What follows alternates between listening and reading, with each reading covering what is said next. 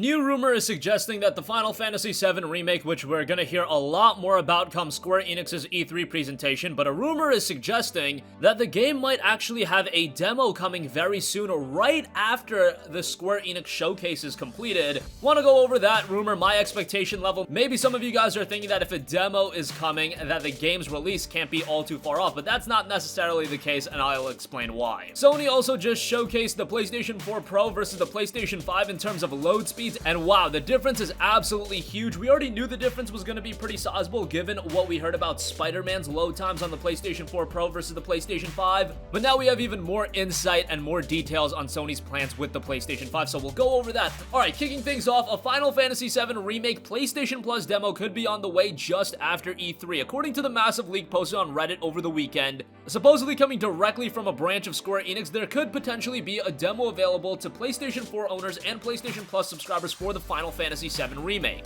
Now, for some of you guys thinking that this is indicative of the game being almost done, yes, a demo is usually the case, but I offer you the fact that Final Fantasy 15 had a demo, remember, with Final Fantasy Type 0? They used it as a way to sell that game. That demo was released, early 2015, and Final Fantasy 15 didn't release until late 2016, so you're still talking a 16 to 18 month window there, and that's mostly where people are thinking we're gonna get Final Fantasy VII Remake, probably around late 2020, which that opens another can of worms on questioning whether this is a PlayStation 4 game, whether it's a PlayStation 5 game, whether it's a cross-gen game, whatever the case may be. I imagine we're gonna get some sizable information come E3. Not only do I expect that gameplay demo to be present at E3, I expect a release window of some sorts. Whether they say it's 2019 and they shock all of us, whether they say it's 2020, I imagine we'll get a release pattern for the game. The rumbling right now, also according to this leak, is that the game will be released in two separate parts, $59.99 each, so that might be a bummer to some of you guys, the idea of dropping $120 on a game. Yeah, that's a steep price point, but given the magnitude and gravitas of Final Fantasy VII, not only from a quality standpoint, but just the fact that the game is incredibly sizable, it's a huge game, and remaking it ground up for the PlayStation 4 is a massive undertaking. And for Square Enix, it is a business at the end of the day, and considering that they've had a lot of fumbles in terms of game releases, for them to create a game like this that's a guaranteed revenue generator, you know they're gonna want to make as much revenue as possible. And I imagine with both parts of the Final Fantasy VII Remake, not only are they gonna come out, but I imagine they're gonna do like collector's editions, special editions, ultimate editions, whatever the case may be. They're gonna get your money with this one. Just be open to that fact. And also, it does note that you have to be a PlayStation Plus subscriber to access it, which does make sense because it looks like Sony and Square Enix have some sort of agreement regarding this game, given the fact that the game will be arriving to the PlayStation 4 first, and then it will probably be released on other platforms, much like all of the other Final Fantasy titles like the Final Fantasy X Remaster and the Final Fantasy XII Remaster. I imagine that the Final Fantasy VII Remake would be released for a short window of time, maybe 6 months, maybe a year, and that makes sense in regards to the game being a PlayStation Plus exclusive. Why would Square Enix themselves want to make a game a PS Plus exclusive other than the fact Sony is probably paying them some money? It's a good gesture by them. They can probably get some people to sign up to PlayStation Plus, given that how many people bought Final Fantasy Type 0 HD just to play the Final Fantasy 15 demo? That was a lot of people, and that was a $60 game. You're just asking for a PlayStation Plus subscription to play the Final Fantasy VII demo.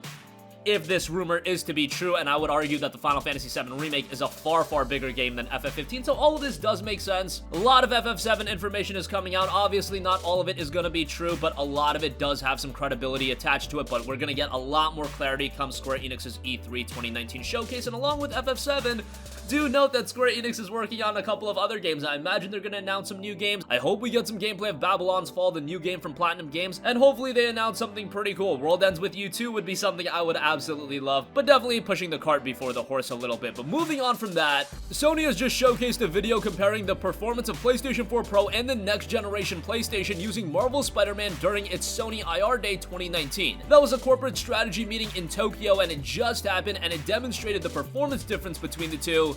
And wow, it's pretty massive. It noted that the PlayStation 4 Pro took about 8 seconds to load up an area, where next generation hardware took 0.83 seconds. That's almost a 10-time differential. B2 noted of the fact that the PlayStation 5 is including a special SSD. The PlayStation 4 Pro is running on a mechanical hard drive. That's really where the differences arise. An SSD is just so much faster than your typical hard drive. But they also noted, to ensure PlayStation will remain the best place to play, Sony Interactive Entertainment will work on maintaining and improving its relationship with third-party developers. In explaining the seamless nature of PlayStation, Shuhei Yoshida also mentioned the phrase anytime, anywhere without interruption. Also, Sony Interactive Entertainment President and CEO Jim Ryan spoke a little bit more on next generation, and here's what all he said. Quote, "We will harness the power of new technology to offer completely transformative and immersive gameplay experiences. We will leverage backwards compatibility to transition our community to next-gen faster and more seamlessly than ever before." We talked a little bit about that yesterday. Is that indicative of just PlayStation 4 backwards compatibility, which we already know about, or a bigger floodgate being open with PS3, PS2, and PS1?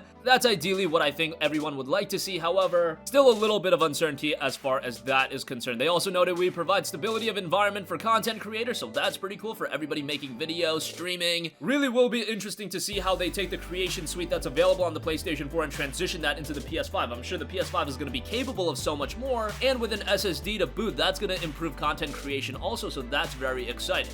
They also noted about next gen, just to go over some information: all new CPU, GPU, SSD, backwards compatibility, ray tracing, 8K support, 8K Pong, I guess, because we're not going to be playing games like God of War in 8K. I just don't buy that. Disc support will be there, so for all of you guys worried about digital only, disc will still be fully supported, so do not worry about that. 3D audio, and they did note elements that they're going to speak about in the future, being release date, price, games, user experience, and country rollout. Speaking on the PlayStation 4 and the critical role of the PlayStation 4, he mentioned will remain the engine of engagement and profitability for the next 3 years, will provide the fertile early adopter gamer base critical for next generation success, outstanding roster of exclusive AAA games still to come. That includes The Last of Us Part 2, Death Stranding, and Ghost of Tsushima. You would think all of those games would arrive before the PlayStation 5.